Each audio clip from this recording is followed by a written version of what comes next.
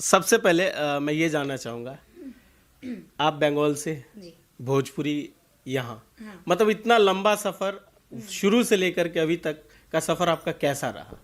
शुरू से लेकर के अभी तक के सफ़र अगर मैं बोलूँ तो बहुत ऊंचाई नीचाई होते रहता है, अप एंड डाउन बहुत कुछ हो रहा है, लेकिन मुझे हिम्मत नहीं हारना है, क्योंकि आप लोग मुझे इतना प्यार देते हो, मेरा जनता मुझे इतना प्यार देता है, तो सब कुछ होने के बाद ना एक होता है कि चलो यार छोड़ देते हैं ये सब चीज़, लेकिन फिर भी हिम्मत जुट जाता है, नहीं करना है मुझे करना है। और भोजपुरी में इंटरेस्ट इसलिए आ गया कि बंगाली तो मैं जानती हूँ, मैं हमेशा मेरा इंटरव्यू में बोलती हूँ, तो बंगाली मेरा मातृभाषा है, उससे तो प्यार है ही। मैं उसमें काफ़ी काम भी कर चुकी हूँ सीरियल वगैरह में। तो इस इंडस्ट्री में जब मौका मिला, जब लोगों का प्यार मिलने लगा, तो मुझे हमेशा लगता था कि मेरे लैंग्वेज से अलग मुझे कुछ करना है। तो भोजपुरी इतना मीठा शब्द है, खैर कुछ लोगों के वजह से बहुत ज़्यादा प्रॉब्लम भी होती है, लेकिन ये इतना मीठा शब्द है और इस शब्द के प्यार में ना मैं पागल हो चुकी थी, इसीलिए मैं इस इंडस्ट्री में हूँ। और इनमें बहुत लोग मुझे बहुत सपोर्ट किए हैं। मैं पवन जी का गाने से मेरा फर्स्ट शुरू हुआ था, उन लोगों ने मेरा बहुत सपोर्ट किया और उन्हीं लोगों का वजह से मैं इस इंडस्ट्री में एंट्री किया। और मुझे शुरू में सब जगह से पॉजिटिव वो मिला था, तो मैं इसलिए इस इंडस्ट्री में एकदम आती गई और सबका प्यार मिलते गया और मैं कोशिश करती गई अपना, और हमेशा करूँगी।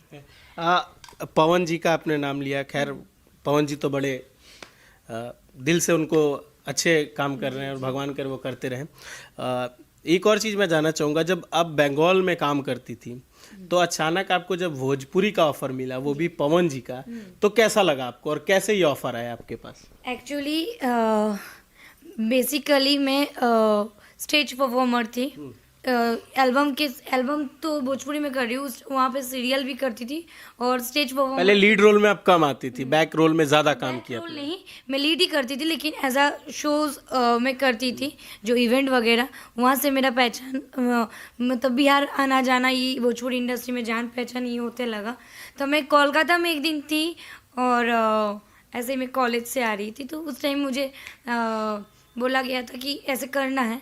तो एक दिन मैं यहाँ आई थी, मेरा शो था, तो आरा में शो था, अच्छा। तो मैंने वहाँ गई तो अचानक मुझे फ़ोन आया कि कल सुबह पवन जी का गाना शूट करना है।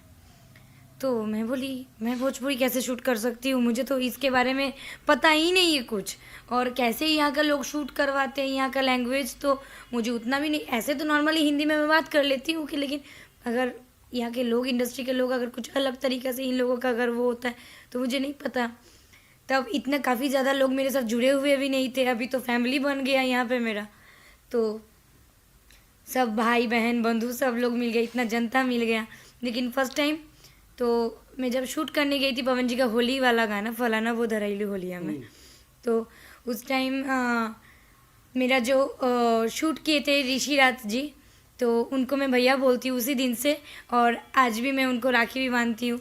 वो मेरा शूट किए थे, और ये पवन जी के बहुत ही करीबी दोस्त दीपक जी के नाम आप लोग शायद सुने ही होंगे, तो वही मुझे फ़ोन किए थे और उन्होंने ही मुझे ये ऑफ़र दिया था।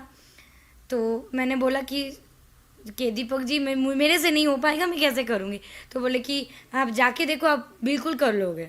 तो मैं गई और वहाँ से जब शाम में शूटिंग ख़त्म हुआ, सारी जगह से फ़ोन आया कि आपको देख के नहीं लगा कि आप पहली बार भोजपुरी इंडस्ट्री में काम कर रहे हो, और सारे लोग मुझे इतना पॉजिटिव बातें बोले। उसके बाद मैं घर गई और जब पटना आई, एक के बाद वो होते रहा, और अभी तो आप लोगों के सामने हूँ। पवन जी का जो मैंने आपका पहला गाना देखा था, 200 के ककही से झारे लिए, अच्छा, जो गाना था उसमें हाँ बहुत प्यारी लग रही थी, आपके साथ एक को एक्टर भी थी, उसमें एक आपका डांस स्टेप था, जो कमर वाला जो डांस स्टेप था, वो मुझे बड़ा अच्छा लगा था, मैंने वो देखा। उसके बाद तो आप राकेश मिश्रा जी के साथ राजा जी जाइना बहरिया से, मुझे लगता है कि पूरे भोजपुरी इंडस्ट्री में तहलका मचा चुकी थी उस गाने की वजह से। पूरा बिहार क्या पूरा इंडिया उस गाने को देख चुका है।